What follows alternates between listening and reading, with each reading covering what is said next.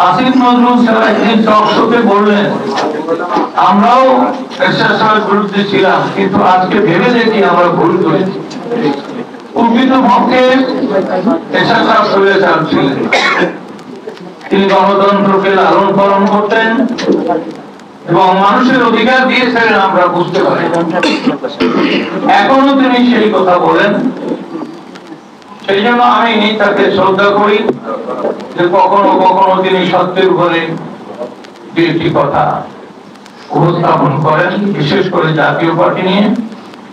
তবে আমি ব্যথিত হই যে তার মতো লোক থাকতে, তিনি একজন শিক্ষক, তিনিও দীর্ঘ পথ রাজনৈতিক চর্চা করে আসছেন, যে কয়েকটি দলকে প্রধান উপদেষ্টা ডেকে কথা বললেন, ছবি তুললেন, কিন্তু হুসেইন মোহাম্মদের সাথে শাসনামল ছিল 9 বছরে, ওইখানে তিনি যেতে পারবেন না।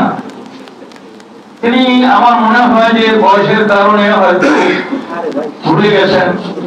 তিনি যে নোবেল বিজয়ী একজন ব্যক্তিত্ব, সমাদৃত ব্যক্তিত্ব দেশে দেশের বাইরে, এইটা তিনি যে গ্রামীণ ব্যাংক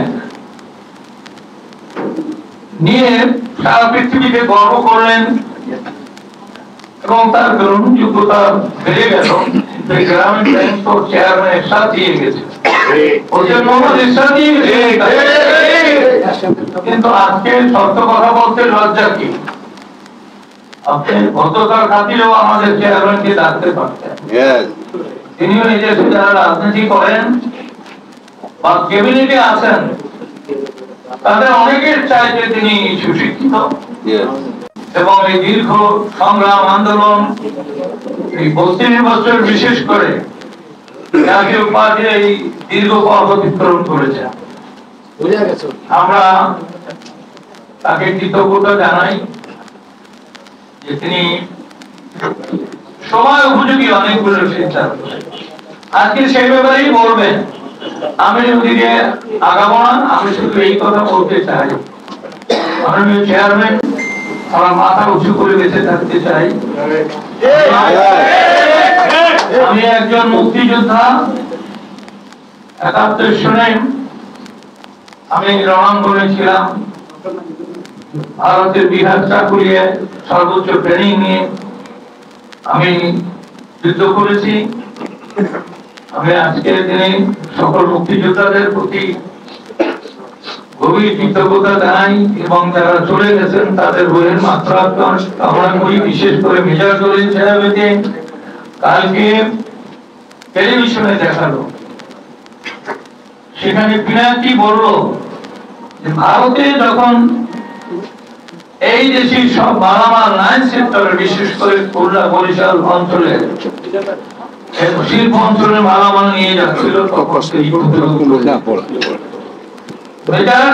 নির্দেশে যারা প্রতিরোধ করেছেন, তখন আমার কাছে একটা ইশারা ছিল, আমরা রাস্তায় প্রতিরোধ করেছিলাম। আমি সেই আমি বেঁচে আছি, আমাদের সাথে অনেক লোক চলে গেছে, কিন্তু আজকে যখন দেখি যে একটা অ্যাডভাইজারি কাউন্সিল করা হয়েছে এবং প্রধান উপদেষ্টা একজন, সারা পৃথিবীতে যার সুনাম আছে, সুখ্যাতি আছে, আমাদেরও আছে, কিন্তু একটা দেশের স্বার্থে, দেশের ঐক্যের জন্য, দেশের নিরাপত্তার জন্য, হিন্দু বৌদ্ধ খ্রিস্টান মুসলমান শান্তিপূর্ণ ভাবে সহাবস্থানের জন্য, দেশের সমৃদ্ধির জন্য, সংবিধান সংশোধনের জন্য অনেক কিছু নিয়ে আলোচনা হয়, সেখানে জাতীয় পার্টি অনুপস্থিত কেন? এইটা আমাদের মনে রাখতে হবে।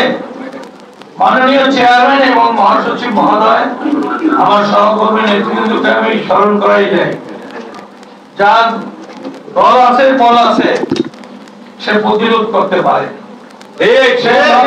দাঁড়াতে পারে।